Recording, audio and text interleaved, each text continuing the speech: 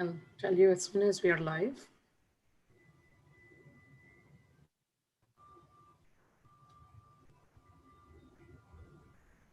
Just give me a little bit of time. Okay, hold on.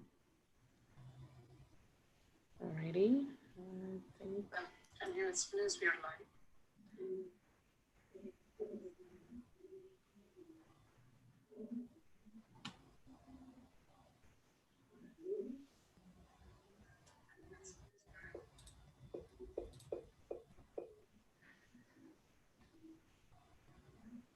I'm just sharing this. 1 second, please.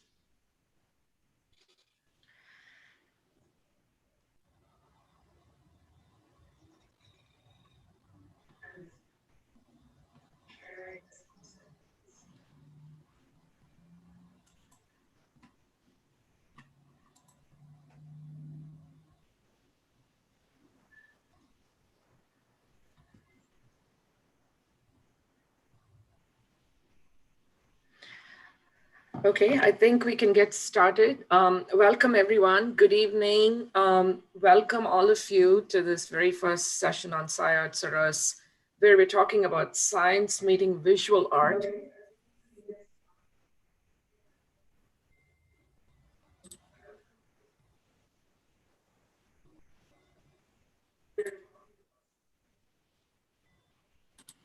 Sorry, there is a bit of an echo. So hold on 1 second, please. I'm trying to see if there's a way I could avoid that. Okay.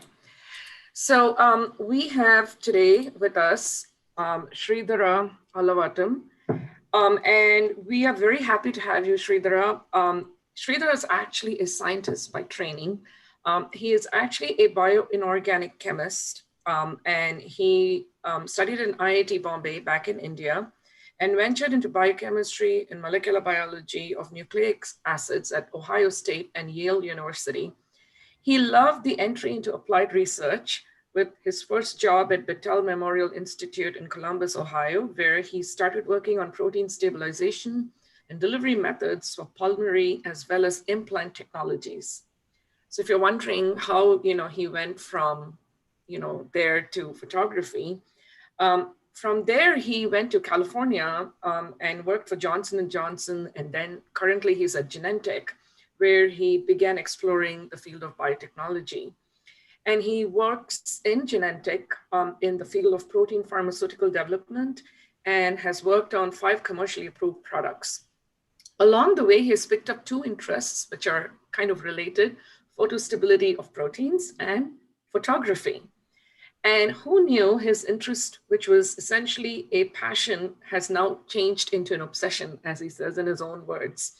And he loves to teach both as an adjunct professor at University of Kansas, as well as courses in photography locally and in the Bay Area. He is actually an award-winning photographer. He's participated and won several competitions. And the thrill for him, as he says, has been traveling to new places to find new things to explore. And he's eagerly awaiting the day when he can go to Antarctica and proudly say he's been to all the 7 continents. And we are very, very thrilled to have Sreedhara here today, because for the first time, we are talking about how science, or some basic concepts in science, can result in artistic photographs. And today, Sreedhara is going to interactively share his pictures, a lot of his learnings. We have a lot of guests who've joined us on Zoom, as well as I'm hoping on our YouTube and Facebook page. Welcome, Sreedhara. How are you doing today? Well, thank you so much, Ranjini. I hope this is loud and clear, and I'm very absolutely excited to be a part of it. Thank you so much. And the folks who've joined here are Lisa, Sreedhar, Dikshesh, who went to school, same IIT-Bombay as I did. You were a graduate student, and so nice to see you after so many decades, Dikshesh. Rishi is my son, and then there's Trevor, Radhika, and Maitli. Welcome, all of you. Thank you for joining us. I'll turn it over to you, Sreedhara, for you to begin your slideshow and the interactive session anytime you're ready. Thank you. Absolutely. I want to say thank you all for taking time. It's Friday evening in the Bay Area, and this. I'm sure there are better things for you to be doing. Get a glass of wine. Hopefully, you'll not be bored. This is a very good session. And for people in India, thanks for waking up early. Really happy to see you. My sister is also here, so welcome. Radhika is a friend of mine, and I hope Ravi is there. Ravi, I have to be so grateful for introducing me the art of photography. I have to say, without him, I don't know what to do with my spare time. So and I'll see if I can present. Yeah, please go ahead. The sharing is disabled, so you might have to enable me to do that. There you go. Let's try. Sreedhara, I am here. Thanks for that mention, and so good to see that you have taken that seriously and become. My God, Ravi, so happy that you're here. You have no idea how this has changed my life. Very grateful. I was telling Ranjani the other day, this started in, I think, it was the day after Thanksgiving in Columbus. And you took me for the first time, and the only time I went to Friday shopping, and he took me to get me my first Olympus digital camera. And he showed me how to do it. And I am really telling you that changed my perception in not just photography, but how I see things. And slowly I started learning. He was telling me about exposure, and I had absolutely no clue what he was talking about. Took some time. He gave me my first book. So Ravi, I owe you a lot. Thank you very much. Okay, you guys still there and can see the slides? Yes, we can see the slides and we're all there. Thank you. Yeah. Perfect. So I'm hoping this will be interactive. So Ranjani, I cannot really see or anything coming my way. So you have to probably compare and let me know if right. Question I just stop. Yeah, I think as folks either ask questions on Zoom, if it's on Zoom, feel free to raise your hand or send a question or ask directly. But if it comes on YouTube, you're live on YouTube, or if it comes on Facebook, I'll be sure to tell you, Sreedhara. Perfect. Thank you very much. So the topic today is the science and art of photography, and believe it or not, they are so intimately connected, and that's the beauty that I really love. And slowly, right, this is my pet stories that I keep telling everybody I meet. We all have cameras. We all have cameras in the DSLR, a digital camera, or whatever it is, or even a cell phone, and it's easy to take a snapshot. Hopefully, after this session, you will be encouraged to pick up your DSLRs or even your sophisticated smartphones and how to make a photograph. I think that's the idea here. So what I'll do is I'll talk about the science of photography, not boring with too many details, and I'm sure there are better people who can discuss those, the physics aspects of things of photography especially. I'll show you why these are important to know and understand. And then once you understand that, how do you use that to create an image and really be proud to show other people actually, okay? So we'll talk about the shutter speed, we'll talk about aperture, we'll talk about a feature called ISO, and of course I want to talk about light. What is light, what impact the way we look and see and do photography.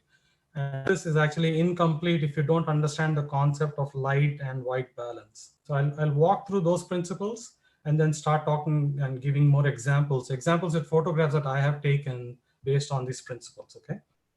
Awesome. So what does it mean from taking a snapshot to making a photograph? So snapshot means, I have a look at something, I take a picture, the camera does the rest, right? I think, and they're getting pretty good at it actually, to be honest. Nothing wrong with it, by the way. What I do want to show you is if you have a camera which actually has these creative buttons, you should be able to use those and create an image, okay? And the reason I say that is important is because, because of this philosophy that I'm starting to think about this as my tagline now. there are so many mortal moments, but these are immortal memories, right? And how do you visualize and how do you capture those in the camera? There'll be something flying around by your head. And if you cannot do that, cannot actually immortalize that movement, then it's a memory that you lose with time. So how can you take a shot that actually tells you this is what, okay? So that's the this is the basic premise that I hope everybody understands. The exposure triangle is the best way to understand and become very good at photography, right? You don't need to know the physics behind many of these things. You don't need to know how the mechanics actually, you don't really need to know how the sensors are made. But if you understand the concept of the exposure triangle, what do we mean by that? There are three aspects. One is the aperture, one is the shutter speed, and one is the ISO, okay? Just keep this in mind, and we'll go through a couple more examples, and I'll come back to this picture in a different form and show you why these three are important. In general, what you want to keep in mind is if you're talking about shutter speed, the slower your shutter speed, the more blur you see in your image, okay? Movement. The faster your shutter speed, remember this is 1 by 8,000 seconds, you see less blur and more sharp images, okay? Same way with aperture. The moment you start talking about more, like a bigger aperture, that means a smaller f number, then you actually get more in the front, like people in the front will be more sharp, and your depth of field is extremely shallow. Everything behind the scene is going to be very blurred. The smaller your aperture, which is, let's say, an f32, and I'll give you examples of this as I'm going to show you what this means, then everything from the front of the camera to the back scene, sometimes even to many meters, is going to be tack sharp. But a small aperture means you're going to get very little light to the sensor, okay? How do you use these two elements? And along with what digital cameras have made very famous now is this value called ISO. This is the sensitivity of the sensor, okay? Sensors are getting fantastic.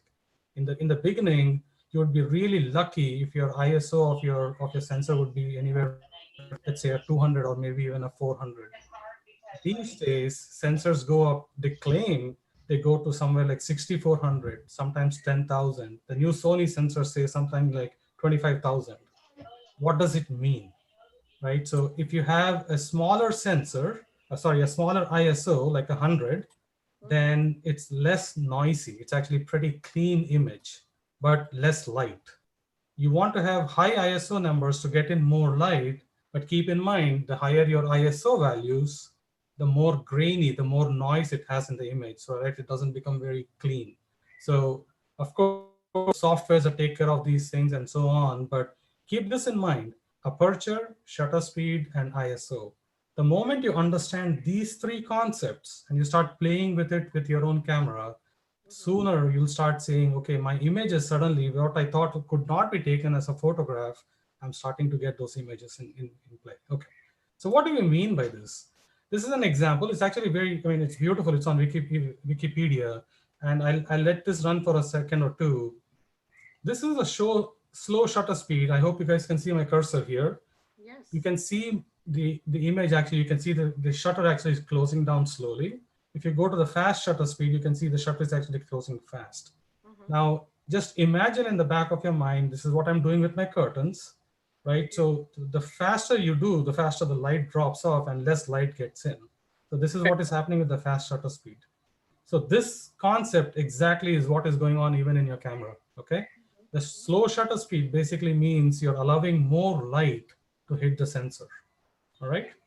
So if you think about an image that has to be made in daytime, or then you'll say, why do I need a slow shutter speed in daytime? Because I'm getting enough light into my sensor anyway. So you automatically start shooting at faster shutter speeds. Now, same thing at night, the faster shutter speed will not allow you to get enough light because moonlight is not that strong, right? So you need to be at slower shutter speeds. Okay? Yeah. Example. What did I do with this? It's a hummingbird, one of my favorite birds that I photographed. This is actually in my backyard. And what I did is I said, okay, I'm going to shoot this with a very slow shutter speed. 1/80th of a second is slow shutter.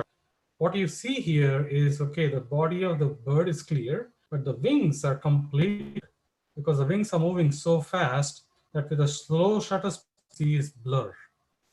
Now, if I shoot the same hummingbird at a much faster shutter speed, now 1/5000th of a second is very, very fast shutter speed. What do you see here?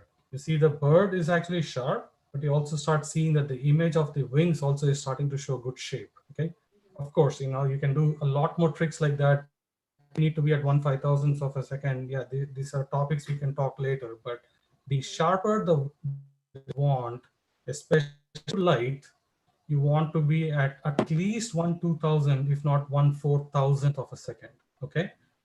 Coming back to the image on the left, is this a bad image? Really, right? If you ask me, it's very artistic because with your naked eye, this is probably what you see. So you really, if you want to show what you're seeing and what you're actually seeing in front of you, you might say, I like it at 1/80th of a second, I'm going to show some blur. Totally up to you, okay? Another example, we were in Africa, and this is what I saw. Like you're driving in a car, you're driving in a van, and all you saw is this wildebeest, right? These are called gnus, GNU, and they were running so fast across. So in my mind, all I saw is wildebeest running fast, and this is what I had it in an image in my mind, right? So what did I do is I said, okay, I'm going to slow down my shutter speed. I'll take an image as the wildebeest is running, and I can show motion that way, and that's what I got here.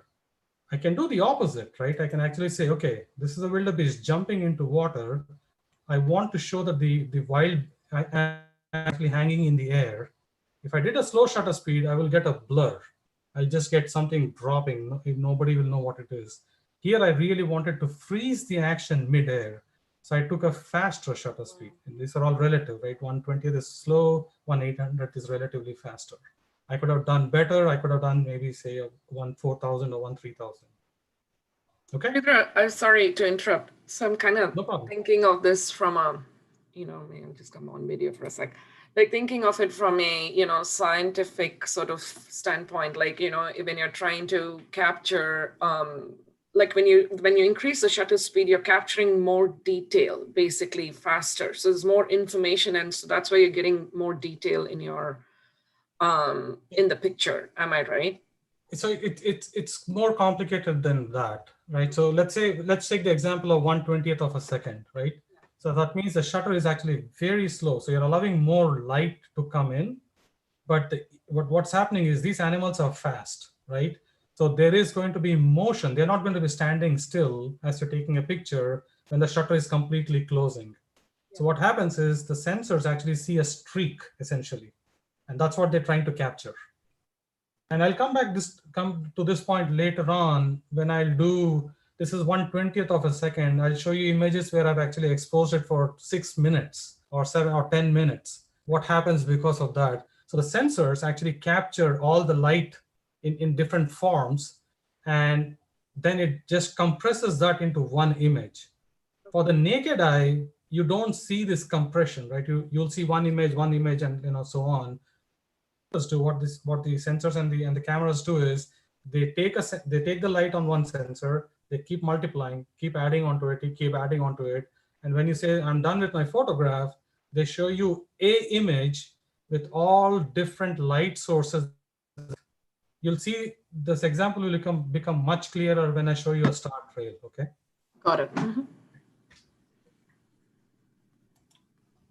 Okay, so we talked about shutter speed.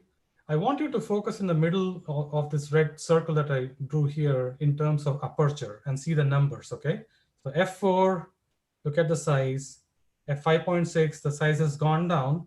6.7, even smaller. f8, even smaller, and so on. f11, small. So the higher the number, the smaller the aperture, okay? So f16, some lenses actually can go up to like f32 and so on. Why is this important? Now, this aperture is telling the camera actually to say how much light do you have a shutter behind this, and this aperture is telling how much light do I need to really allow. So it's going to be an interplay of the pore size of this aperture, the aperture size, and the sensor's shutter speed right? And the sensitivity of the sensor, of course. All these things matter. How much light gets in, how much light actually is allowed by the shutter to get onto the sensor. So if you just imagine, there are these three very important concepts. You have the sensor, you have the shutter in front of it, and then you have the aperture in front of that.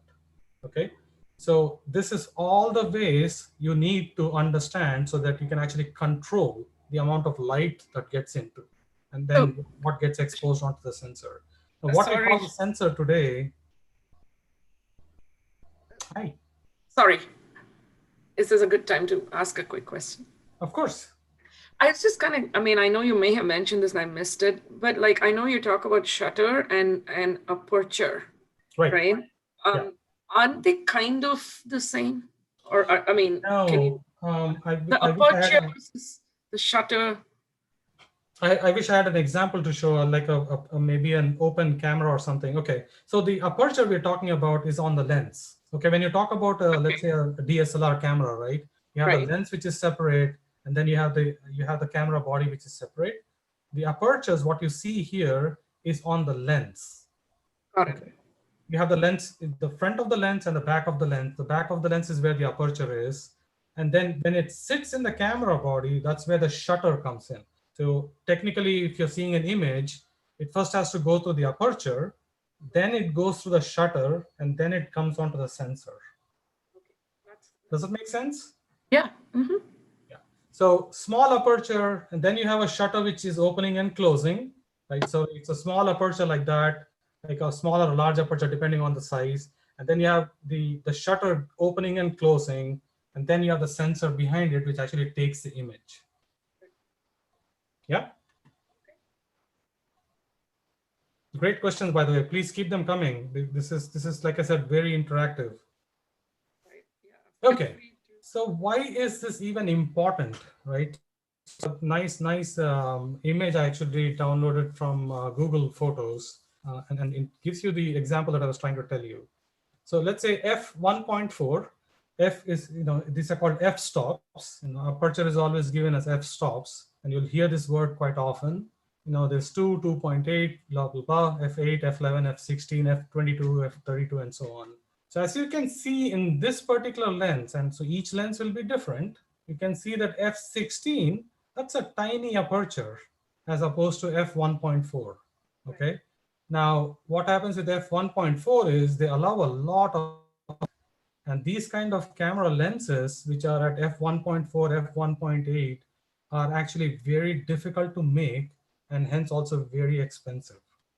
So typically lenses would be anywhere from F4, F6, but anything lower than that, now you're starting to get into those specialized lenses. Okay, that's where they start costing you a lot more money. But what do they do? If you are actually at f1.4 or 2.8, for example, what you see in beautiful images, right, that are published, you'll have a tack sharp image, let's say, or of a person, model is, and everything that is very nice and creamy and very blurred. Okay, so at the f-stop, which are these numbers, the f1.4, 1.8, 2, and 2.4, and so on, you'll get the thing in focus is going to be extremely small. The depth of field is very narrow. Everything behind is going to be blurred. Okay, so if you want to show focus on a particular, let's say, subject, you want to use the lower f-stops. Now, if you want to use different amounts of depth of field, like you want everything to be sharp, you want everything to be sharp as in a landscape image, right? Then what you do is you start shooting at f11, f16, f22, and so on. But obviously, as we learned just now, the moment you start talking about f11 and f16, very little light gets in. It would be, I'll do an f16, but can I increase my shutter speed so that I will allow more light to get onto the sensor? So that's where this exposure triangle starts to come into play.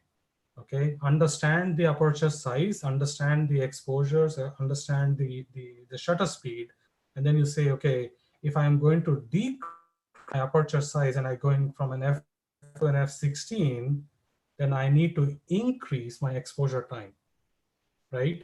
Some cameras will allow you to do that handheld, but that's a completely different story. You'll start seeing more and more people starting using tripods, because the slower the shutter speed, the more difficult it is to get anything tack sharp, because as you're breathing, images start to shake. Okay, that's a completely different session we can have. And Yeah. how we're getting now. Right. Yeah. Yeah. So here's an example. I just did it very quickly. Now this is, I couldn't find a different object to test, but here I have a lens which goes from f5.6 to f22. So what did I do? I went f5.6. You can see that the front image is sharp. The rest, both of them are kind of blurred. They're not exactly blurred. But if I had an f1.4, for example, the front plane would be sharp and everything else would be completely blurred. Now slowly I go to f11, the middle plane starts to come into focus, and then at f2, I can see that even the bus is coming into focus. Okay. Now the question is, every image, do you need everything sharp, or can you actually play with blur? And that's where, if you understand it, then you can start getting creative. Okay. Last concept in this, and one which is actually difficult and even difficult for me to explain. I use it every day, but it's somehow difficult to explain this. But ISO in the digital senses is basically about sensitivity of the sensor. Okay. So I don't know how clear this image is, but if you look at ISO 100 as compared to, let's say, an ISO of 51,200, you see a lot more color noise and noise in this image at 51,000 as opposed to an ISO of 100. So what everybody says is, the lower the ISO number you can reach for your camera, the better. The better it is going to be. However, there'll be many cases where, because of the shutter speed that you choose, because of the aperture that you chose, because of low light, for example, you're not going to be at ISO 100. You might be at 800, you might be at 1600, sometimes at 6400 and so on. And that depends on your camera. Okay. So I have a camera where I'm okay with, when my ISO is 800 or 1600. I don't mind using them. And then sometimes I'll actually go back and say, do I really want to be at, can I go lower than that? So preferably you'll be in an ISO, which is for your camera, which is very specific, in the range of somewhere between 400 and 1,000. I've seen people take images with the new cameras. People are taking images at 12,000 ISO. And what it means is, with those kind of ISO numbers, sensors, you can do night photography very easily, because low light is not a problem. And I think this is going to be a huge advantage going forward. Low light photography, nighttime photography, where you can do handheld photography with the lenses you have, is going to become quite prominent. Okay. So this was the example I was trying to say. Go ahead.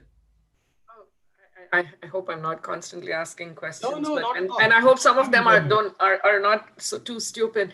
But I was wondering, I know you're talking about this sort of from a DSLR kind of standpoint, or maybe a professional camera.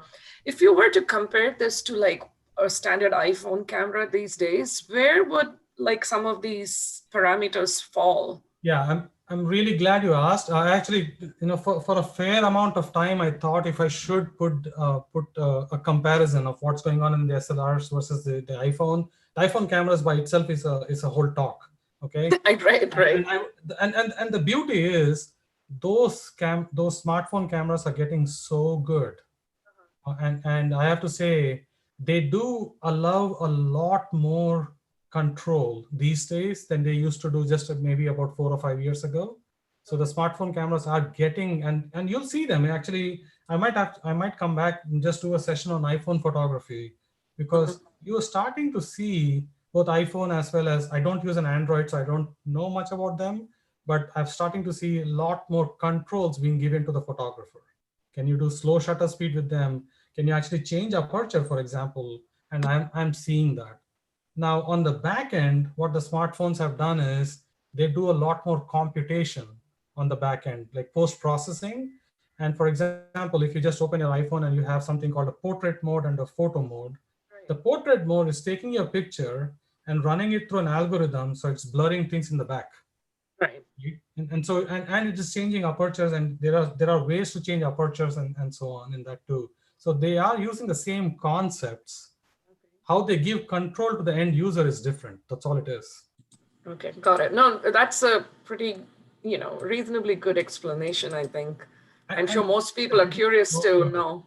They're getting so good. Last summer, because of COVID, I challenged myself to use iPhone in my backyard. And I have to say, I learned so much just by using that. So like everybody who's a photographer can tell you, the best camera is the one you have on hand that moment. Okay. Right? And Yeah. how do you use it? That's all it is. How do you learn to use that? Yeah. I think it's a separate presentation in itself. I totally agree with you, but thank you for that. That's helpful. I did challenge myself, and there's a very good experiment actually. If people are interested to do, what they can just look up YouTube, look up some places, and they'll say here are a few things you can do with an iPhone or a smartphone. Sorry, I just keep saying iPhone, but with a smartphone, and those are fantastic. Household, just you can spend a lot of time with photography to keep yourself sane. Right. So why do I want to show this is very simplistically, if you want to get the right exposure, the right ideal exposure, when you look at a photograph, wow, this is great. The photographer has spent a lot of time understanding the exposure triangle. That's what it is about. There are lots of things you can do post-processing. I'm not even going to get into that. But if you understand how to use the concept of aperture, shutter speed, and ISO, then automatically you'll start thinking about the image and saying, okay, am I getting the right exposure? Is my highlight or is my shadow in the right, is right or not? Is it pleasing?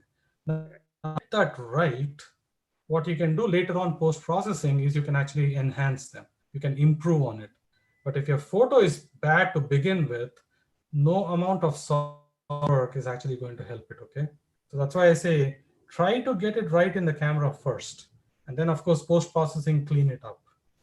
Okay? Any questions here? Sreedhara, I have a question. The ISO, do you play with that a lot when you're playing? Because once you get 3 variables, it seems like for me it would get confusing. So just wondering how much you move around with the ISO. Trevor, thank you so much. Hey, first of all, thanks for joining, Trevor. I'm glad you made it.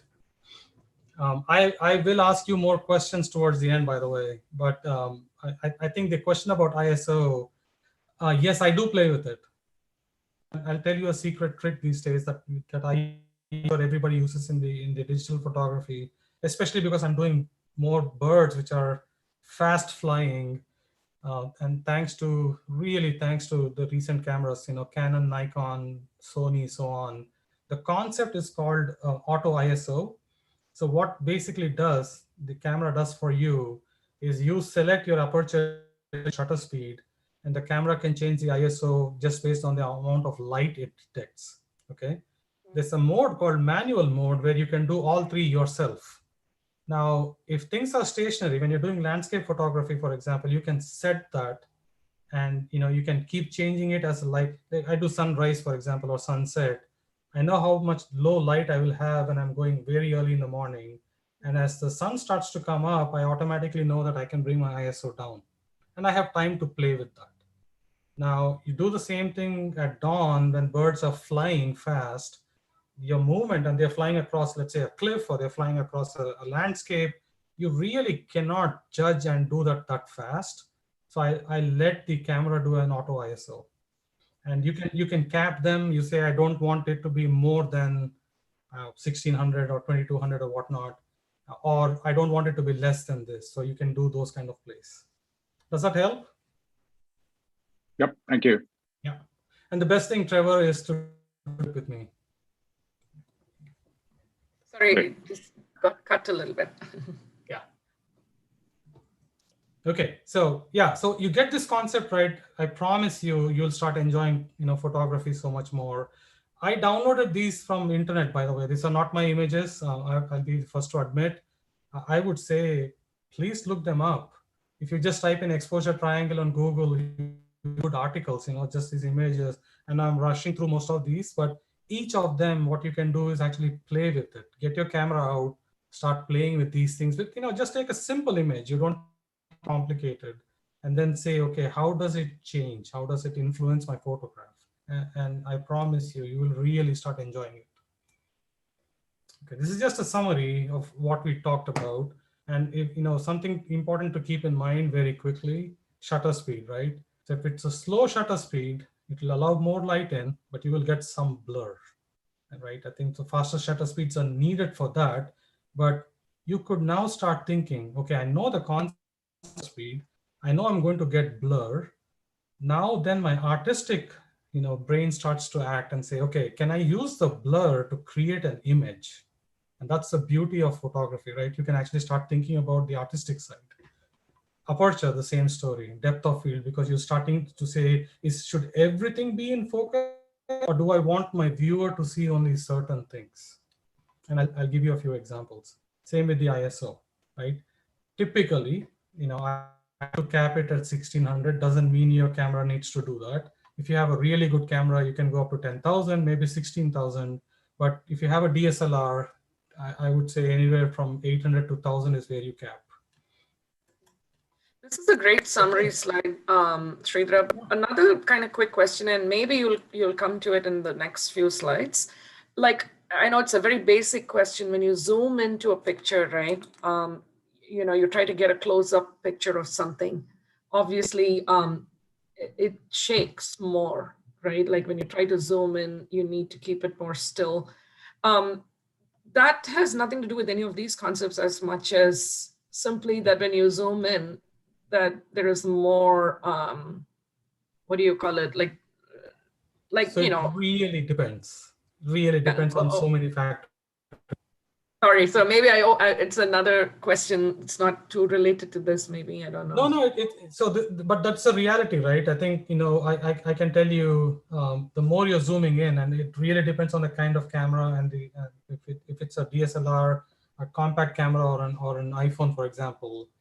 Is it electronic zooming or is it going to be an optical zooming? That's one part. When you talk about optical zooming, right? So you want to get to certain things, the bigger the lens starts to get, and you can start imagining the bigger the lenses are, the more heavier it is. So it's about holding. So there's a technique. Actually, I do when I go out on field trips. Sometimes, last 15, 18 months, I've done nothing nothing with other people, but I go out on my own. When I go to them with them to shoot or take pictures, right? Even simple posture helps, and those are some things. That's why you'll also see a lot more people with tripods. It's inconvenient, but it actually lets you to get a sharper picture. Right. Okay. No, this is good. I mean, it's kind of all related. So it's kind of making more sense. Yeah, it is. So these two concepts, I really want to spend some time actually on this because and this will be the last concept, and after that will be images. But this is about light. Of course, photography is all about light. But I also want people to understand white balance. Okay, what do these mean? And this image actually, unfortunately, was last August when there were wildfires in California, and this is the sun from my window, from my house window. On a very, very bad day. Wow. So this was apocalyptic, but it just tells you how dramatic light is. Okay. Here's some minor thing to understand, but one of my favorite things, the electromagnetic spectrum. Right? We are talking about a spectrum in which we are only worried about the visible part of the spectrum, right? What we used to call VIBGYOR, in the Western world, it's called Roy G. Vib or Roy G. Vib or whatever it is called. But what basically we are using is anything above 400 nanometers up to 750 nanometers, right? That's what we are photographing. That's what we see as humans. And that's what we worry about. But in this spectrum, this actually looks like white light, divided into so many colors. And towards the later part of the talk, I do want to bring this question back and saying, look at this. There's a huge amount of infrared, a lot of UV light that we still don't utilize, by the way, for photography. And that's something that I'll hope will excite people to think about. Different forms of light. We all know sunrise and sun. Moon is a great source of light, believe it or not. Flame, and I'll show some examples, and same with, different types of flashes, okay? So ambient light, when I say it's just normal light around us, right? What I wanted to give you examples here is to say, I just use the light available and the same Golden Gate Bridge. Ravi knows this is one of my most favorite spots to go. It's close, it's iconic, it's one of my favorite things to do. And then what you see here is I just use sunlight and the mood around the bridge. And all you can see is different types of photographs. It's the same bridge, by the way, but it's evoking a different emotion, right? Because when you walk in and you see light like this, what kind of apertures and exposure do you use? And again, if you go at night and it's very foggy, you can't see much. What kind of exposures and apertures do you use? Beautiful pictures. Same thing, same bridge, same day, by the way, and just 3 different times. Right? So you're using ambient light to create a mood. And that's what I want you to think about. But all these 3 things are with different apertures and different exposures. White balance. Why do we need to worry about this, right? So as humans, what happened is we compensate. Our brains actually compensate for this. So we see something white, we know it is white, irrespective of what light is. Of course, if you have things which are very yellow light and things like that, it'll show up. But otherwise, your brain actually compensates it very beautifully. Right. Digital sensors don't have like an algorithm or software that actually has to do that for them, right? So that's why it's so critical when you go out to understand the white balance. And what do I mean by that? The color scale. What do I mean by that? Right. So color scale actually goes in Kelvin, in different temperature. It goes from 1000 Kelvin all the way to 7000, maybe even 7500 Kelvin and so on. And it essentially, when we go out at sunrise or even at sunset, we're talking about 2500 Kelvin, 4000 at noon. This is typical for an overcast sky. It's around 5000, like typical California weather, I would say 5000, 5500. Maybe India, it'll almost be the same thing, a little brighter, for example. And if it's really blue skies, you're talking about around 7000 Kelvin. Why is this even important? Why do I need to know this? Do I even need to know this, for example, right? You don't. If you're shooting with a camera which has got very high processing power, it compensates for you, and then it actually converts it into a JPEG, and you'll be probably okay. My thing is, if you know, can you manipulate the image to what you want to show the viewer? So, for example, this is a starling in Kenya.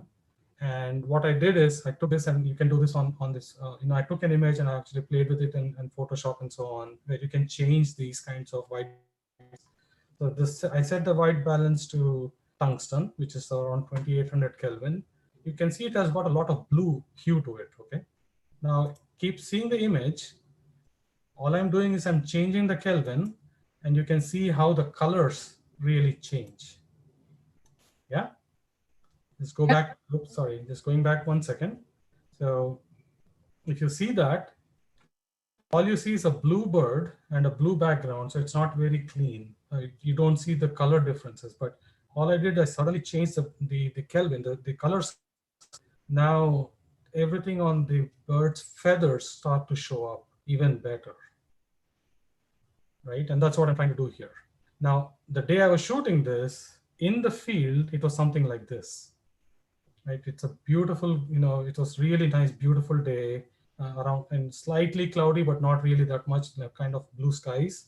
And then you can see the bird actually with the right light hitting it, nice green background, and this is what I'm seeing. But if you wanted the viewer to express and get to see this feeling, you can do it this way, or you can say, well, I was actually in a very cloudy day or a very damp day, and this is what I saw. So you can actually manipulate the image of what you want to tell the viewer. Ranjini, you had a question? No, I'm okay. Okay. Yeah. So this is important to know. And I'll tell you, I have this in the back of my head. Do I use it every day? No, but I would like to.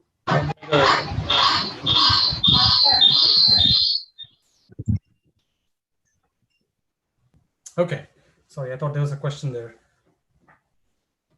No, I think it's just. Okay, white balance, right? So just imagine this: light has color, even though it looks white to us. I'm not going to read out the text here, but if you want to use this, use this color scale essentially to actually make an image, you could. And I have some examples where I can show you, right? Use to shoot in the blue light, and then you can actually, some colors look much better in blue light, some colors look really good when and so on. All clear? Sreedhara, the white balance, can that be totally processed post picture, or do you need to set some of that up front? No, that's the beauty actually with the recent SLRs. Okay, so this feature is mostly, at least the ones I know of, are mostly in the advanced cameras, because people shoot in what's called a RAW mode. Now, when I shoot with an iPhone, right, I think, or a smartphone, my end image is usually a JPEG, so it's extremely compressed. So all the information is actually reduced, and so that the image can be a small enough size. Now, if I'm shooting with a DSLR, for example, or a mirrorless camera, for example, a lot of them have the capability to store the image in exactly the raw form that it actually shot. So, for example, if your camera says it's a 20 megapixel camera, and you take an image and it compresses the image to a 2 megapixel JPEG, but if you keep it in RAW, you get a 20 megapixel information, right? And then in softwares, you can manipulate the color range. Does it make sense, Thank Trevor? you. Yep, thank you. And that's the important feature. I'm not going to say that, I mean, maybe I'll say it here, but I don't want to talk too much about that. But this is why I shoot RAW. Of course, the file sizes become huge, but that also means that there's so much information for you to play with. Yeah? Got it. Thank you. Okay. As much as it is important to know the light and the light source, it's also critical to know the direction. It's the simplest thing people learn for the first time, saying, take a camera, what do? You'll say, let the light be behind you, so the light on the subject, right? And you take a photo, right? As this image is. Now, this is your camera, you're standing here, the subject is here. If the light is behind you, it's called front lighting. If the light is behind the subject, it's called back. And then, of course, side lighting, okay? So this imaging, this is actually very important, because it doesn't mean that the light always has to be behind you to get good images. That's what I'm hoping I will convey to you. Most of us, including myself in the beginning, I would say, okay, light is not falling on the subject. Am I even going to get a good picture?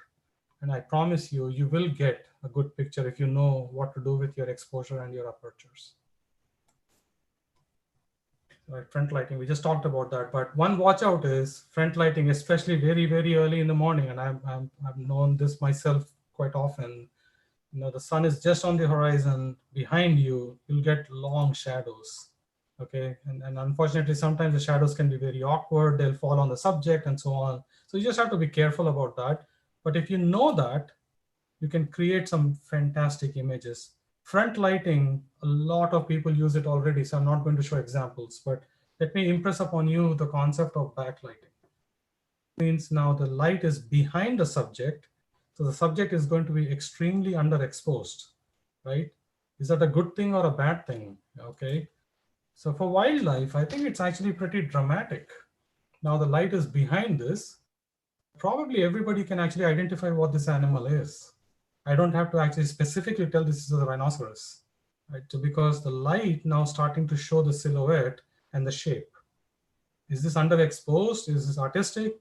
It's a viewer's call. As a photographer, I show a silhouette. And so I deliberately was waiting for the rhinoceros moves, and I have light behind him or her. How about this? Extremely underexposed, right? But can you still see, and can you say what it is, right? It's pretty clear, it's an elephant. So does it have to be that the light always has to be, front lighting? Not at all. You can get extremely creative. Now, what kind of apertures did I use? Things like that. I should have written it down here, but what I did is, I know the sky is turning red. The sun was setting right there. Now I know it's going to be a silhouette, so I deliberately underexposed it. I said I'm going to allow my camera to go even lower than my naked eye. And so I get dark silhouettes. Can you do that post-processing? You could actually do that in post-processing as well. Same thing here. This is my light source. This is my subject, right? I could have shown these leopard vultures, in and so on when the light is very, very good. And that's a different image, but doesn't mean you cannot take images like this where you're deliberately shooting for a silhouette. Okay. Side lighting. This is very interesting. It creates the strongest sense of a subject because it shows three dimensions. And one of my most favorite image, and that has actually been, has got a couple of awards, and I'm very, very fortunate to have actually seen this even with my eyes, is something called as the Horsetail Falls in Yosemite National Park. This would not happen if the light was either directly behind or directly in front of the subject here, okay? So let me explain this a little bit because this is something very critical. This is just a small, tiny water flowing from the side of El Capitan, which is in Yosemite National Park. It's a granite rock. And this is sunlight at sunset time. The light is hitting it from the side. Happens only in the month of February for about a week or two. That's it. And what you have to be is you have to be extremely lucky that you don't have clouds that day, you have a slight bit of water and so on. But if the light hits it correctly, then this just shines up like a firefall, like wildfire, actually like fire, essentially, right? And it looks like a waterfall coming down the side of the mountain, the side of the El Capitan. Now, I have been there year after year after year after year several times, and I've been lucky to see this only like 3 or 4 times in my lifetime. And that's because everything has to be perfect. As the sun is, as the earth is rotating, of course, in different times of the year, then the lighting moves from side lighting all the way to almost front lighting, and you don't see this phenomenon, okay? So that's what I meant. It's a concept in nature that is just truly magnificent. Same thing, this is a close-up.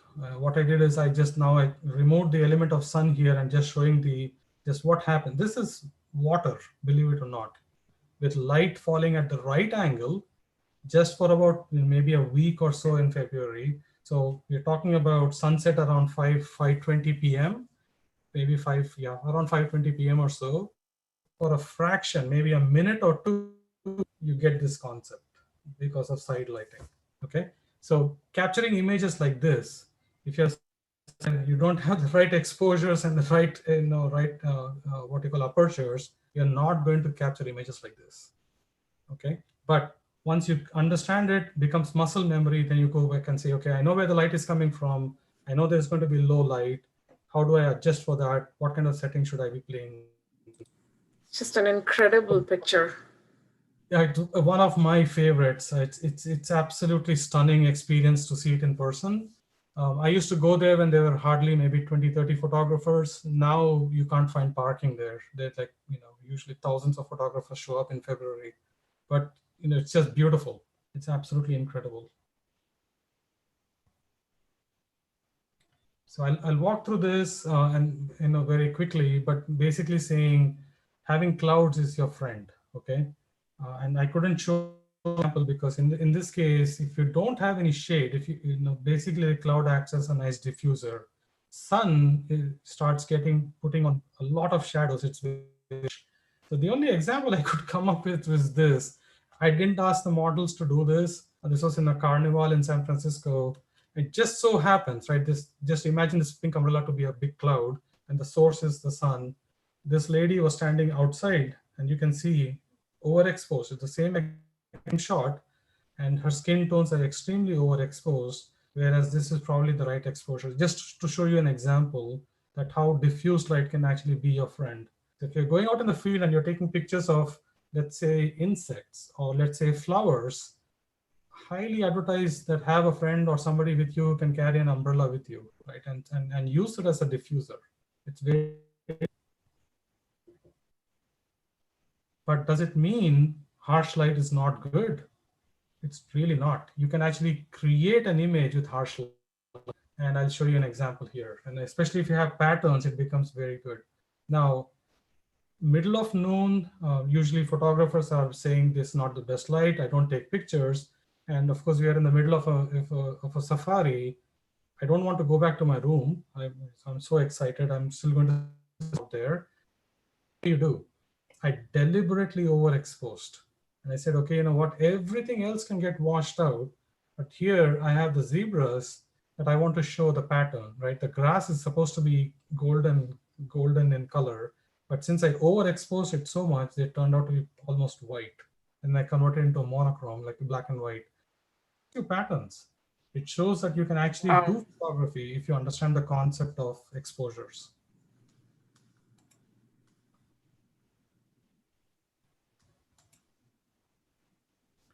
Should you photograph the right? Please don't. I don't advertise that at all, and not until you have the right. And there's a specific reason you can photograph the sun, and you should, in fact, but be extraordinarily careful. I bought the right gear. I have the right gear for my camera. I have the right gear for my eyes, and I made extremely sure that I'm not damaging my eyesight. And the reason I did this was to get the solar eclipse. This was a few years ago. We had a partial solar eclipse in California, and that was really amazed to see. A friend of mine actually saw the full solar eclipse, and it's just incredible how beautiful it can be and how surreal it is. You need to understand how to expose for it, okay? Very difficult to shoot the sun without burning your eyes and the right gear, so please don't. But if you have the right gear, you can get just amazing and dramatic pictures. I think the next solar eclipse is going to come in, at least it's in 2024, I think. And I'm really looking forward to it because I really want to see it with my eyes. And it's an amazing feature actually to do that. Can you do better photography with the sun as a subject? And I'm hoping I can show you some examples. One key factor here is, please shoot with low f-stops. And I might actually want to think about this. Maybe I can send the slides out or something like that, because I've captured notes here that I can't verbally go through each one of them. But there's some very important tidbits that I learned over the time in the field. And if you want to do a starburst, if you want to show that the sun is actually coming out like a star, then you need to be at f16, f18, maybe even f22. What does it mean? So I'm looking through a bamboo forest. Wow, look at that picture. Oh my gosh. Sorry. Starburst, right? Can you get this image? Probably you can get it with a good shot of bamboo forest, but could you get a starburst? You have to be creative. You have to really understand what it takes to get that image. Same thing. This is on top of Mount Tamalpayas in California, and it's very foggy during summer. It's beautiful season, and this is sunrise over the fog. This is the sun, and I did not manipulate this in Photoshop or anything like that. It's actually coming right out of my camera. Same thing here. Now, just for artistic pleasure, for my own, I saw a photographer walking towards that and I thought, okay, that makes more sense. I can show an image and then actually have some added and add to that.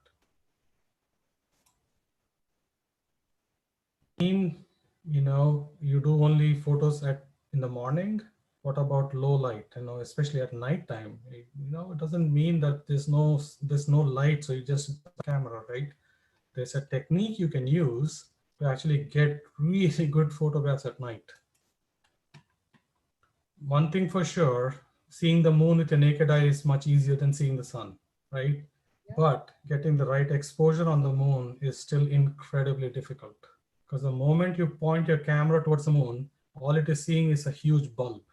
It's looking like, okay, it's very well lit. So you need to start thinking about how to take a good picture, right exposure.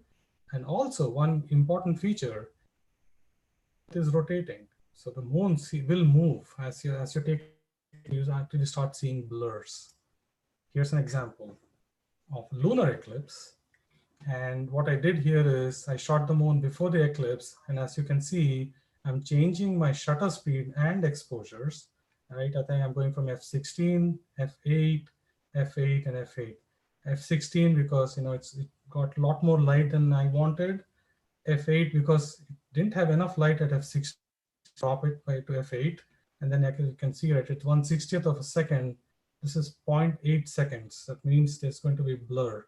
You probably are seeing the image here. It's not as sharp as I wanted it. Now, if I had a camera where I can go to, let's say, ISO values of 12,000 or maybe 24,000, right? I could have gotten better photos. But I still like this because it shows your time course, right, of what's happening to the moon. Believe it or not, these are waterfalls in a moonlight. So what I did is, wow, wow. if you look at it from your naked eye, you barely see anything. But because you're now with a sensor that captures every photon and that captures it as an image, this is what the sensor sees. And then I thought, okay, if I can expose it correctly, then I'll get the water to be flowing like silk, and then the stones are going to be stagnant because the stones are not moving, right? And get exposure that way. So it was just absolutely stunning. Once the image came out, we were like, holy cow, I didn't even know my camera can do this. Yeah, this is what I meant, Ranjini. I think, so, okay, this is an example. Very difficult to master this. I have to say that I have failed more often than not to get a good picture for star trails, but I'm starting to learn and enjoy this quite a bit. And what does it mean? I'll usually go out. It's very difficult to compose at night, very difficult to focus on anything. But then you start learning techniques on how to focus, even focusing, because you need a good light source. So usually I end up going with a friend, or maybe I take a flashlight with me, leave the flashlight at some point, focus on that manually, turn it back to manual mode, come back to my camera, set things up, start clicking, and cross my fingers, hoping something will work. So most of my images will come out like this when nothing is in focus. It's very frustrating. But once in a while, this is what you get. This is Yosemite dark, incredibly dark. You cannot see anything with your naked eye.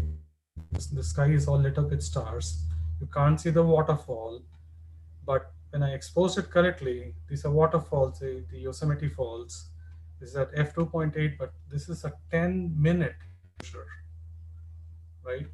So I was focusing on the hill here and saying, okay, the hills are not going to move, but because I have a 10-minute exposure and the Earth is rotating, this is what I get. I get something called star trails. Now, if I had done maybe a 6,000 second exposure, for example, then these would be concentric circles. Circles because North Pole doesn't move. Everything else does. Right? That's the whole point of this image, to say, like, look, this is a beautiful example of two things. One, that the Earth is rotating, and I know everybody believes that. And two, your sensors are pretty darn good. Right? I think cameras are getting so sophisticated that you can start creating images like this.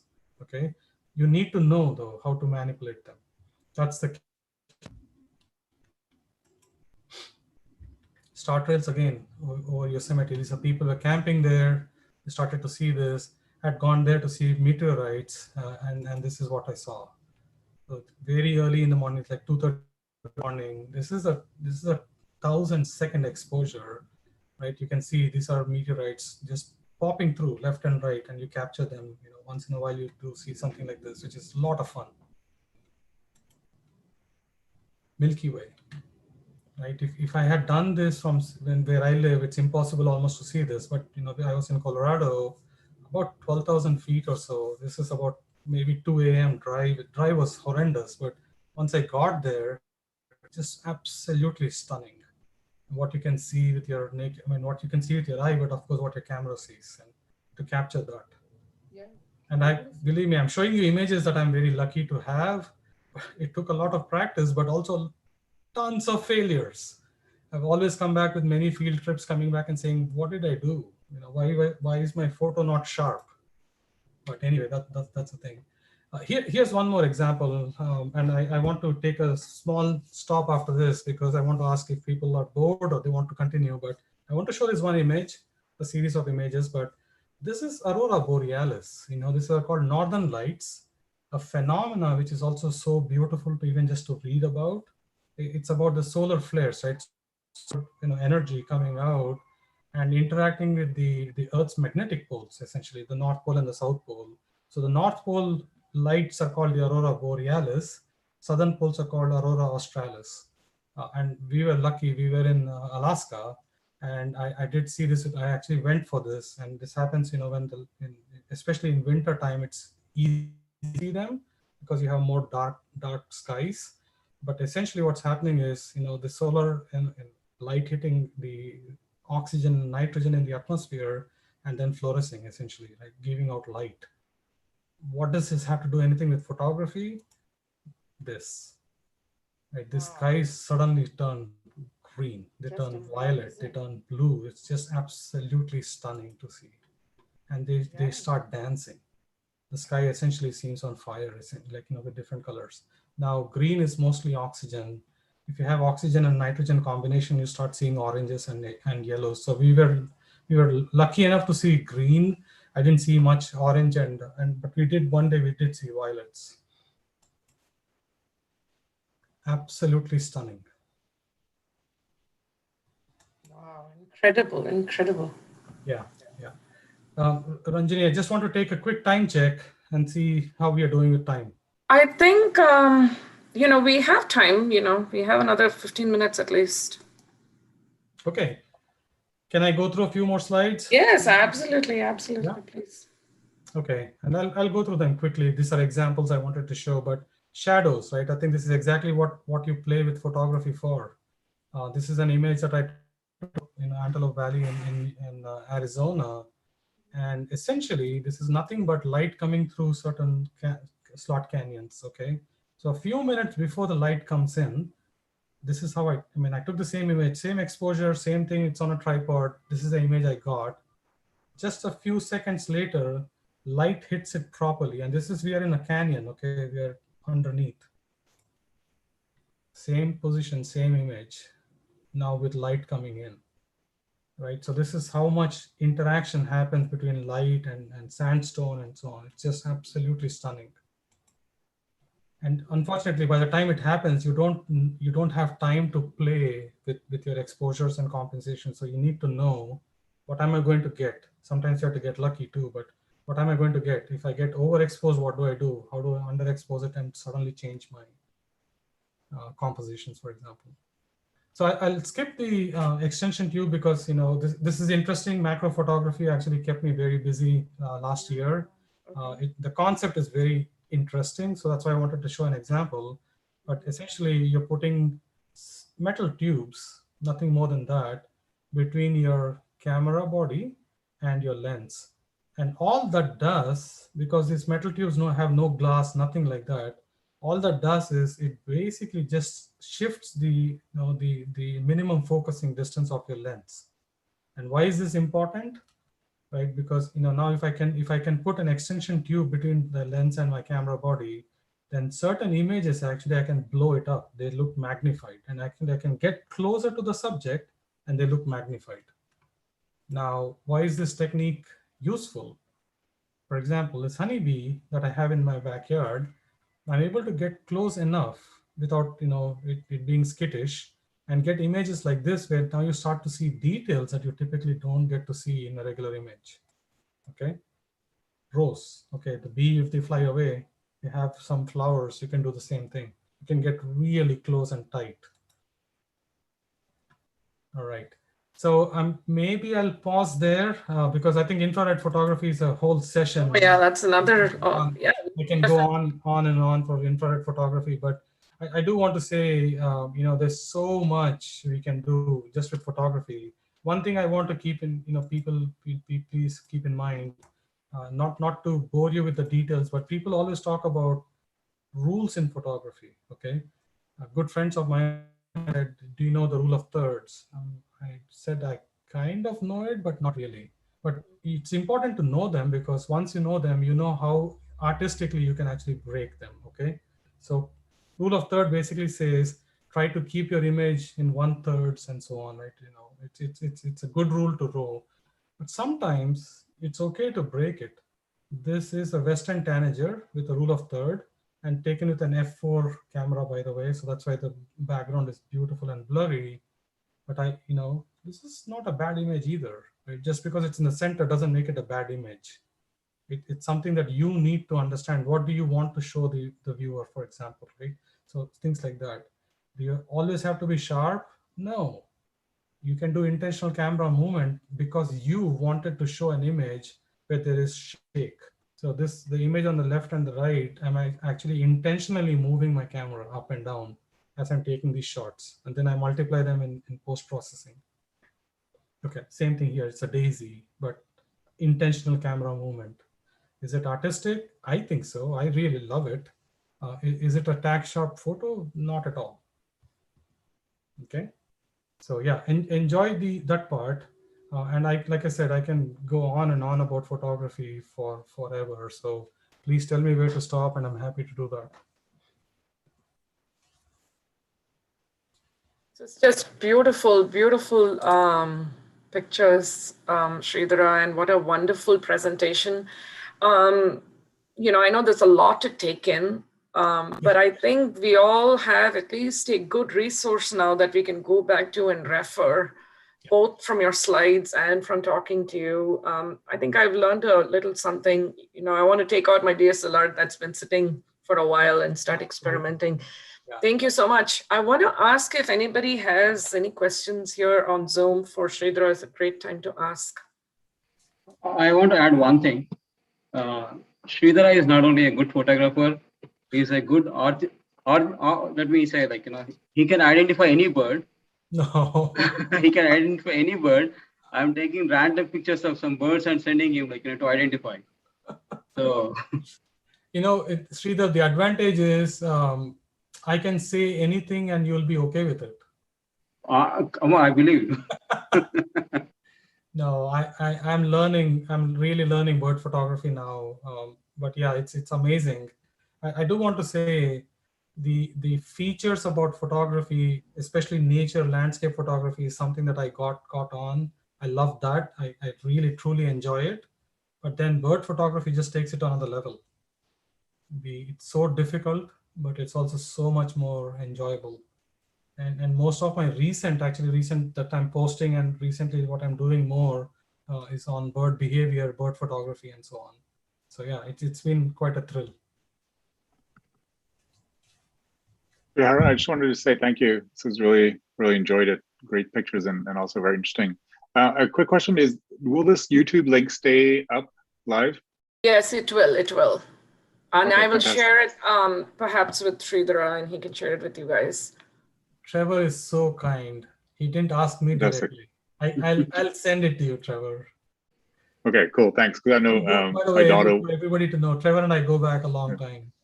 Yeah, we have been in the same department forever, actually. Yeah, my kids are super interested, and I can't wait to share this with them. They were really busy tonight. Let's do a field Thanks. trip. Yeah.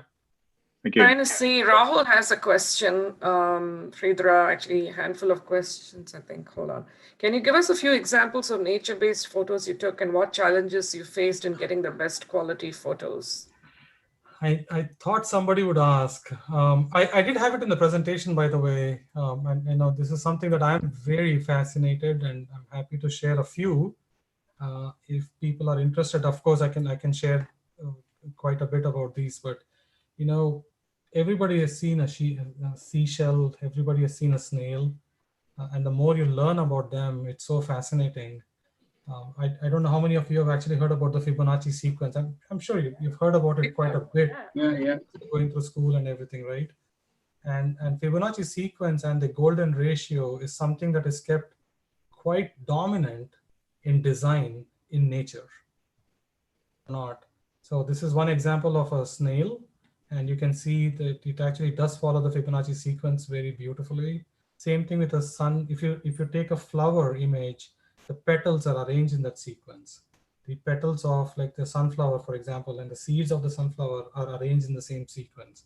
So you slowly start observing that there's so much of design in nature that you can capture. Is it easy to get these images?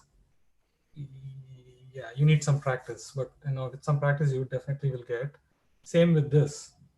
You know, what do I want to show here? I could have just sat here and taken lots of fast photos and show some sandpipers flying, or do I want to show motion?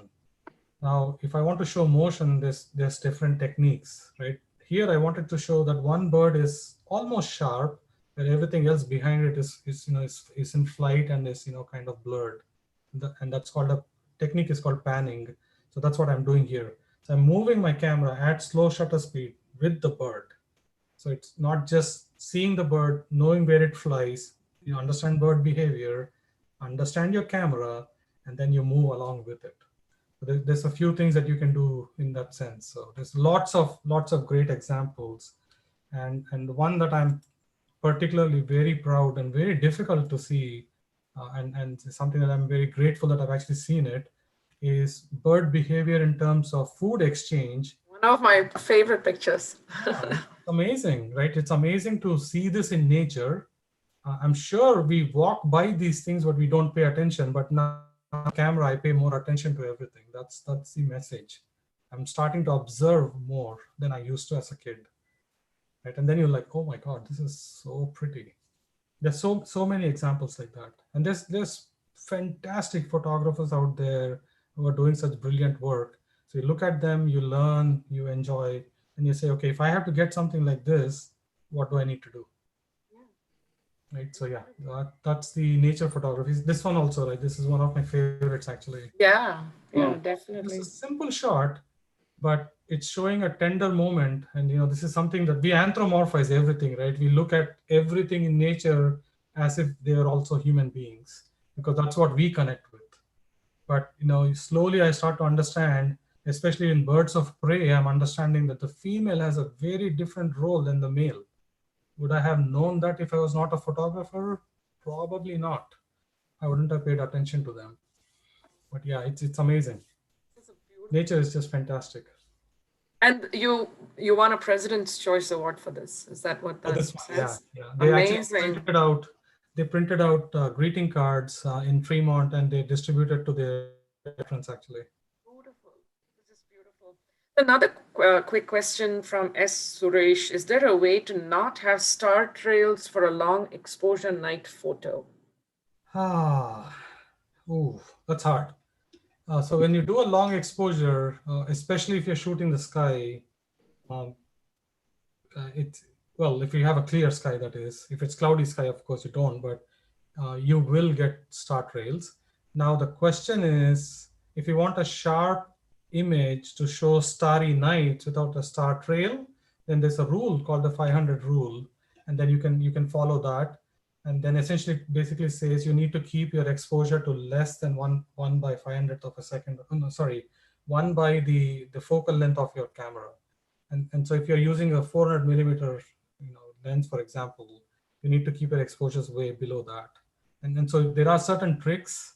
So if you want an exposure with only, let's say, 10 seconds, you can get some sharp images of the sky, but sometimes light is not enough. So it's really empirical.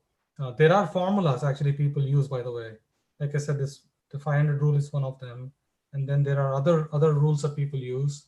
Other techniques people use to keep it, you have a long exposure, but if you think about astrophotography, for example, people keep it on a moving rotor. So the movement of the rotor is exactly opposite to the Earth's rotation. So it compensates for that. So then you can keep it for a very long time without actually seeing star trails. But now you're talking about a specialized equipment to do that. Okay, I hope that answered Suresh's question. I think this has been a fabulous experience, Sreedhara. Thank you for sharing your knowledge with us. And also for... I just want to say, if it is Suresh Shankarlingam, I think. Okay, I see. Is that probably him?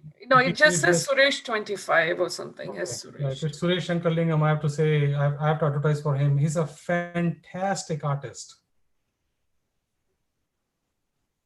I hope it's him. Question. I don't know. Yeah. Probably, it was this question that was on YouTube, but no, this has been great, Sreedhara. I know it's a lot of effort on your part to have put this together. Clearly, this is like you've analyzed the science and art of this, and you've understood it to such an expert extent. Thank you for sharing your knowledge with us and spending your time educating us on this. And this link will be available, continue to be available in SciArtsRUs on YouTube, and we'll try to restream this again at another time when the rest of the world is awake, on Facebook or on YouTube. So if anybody wants to catch it.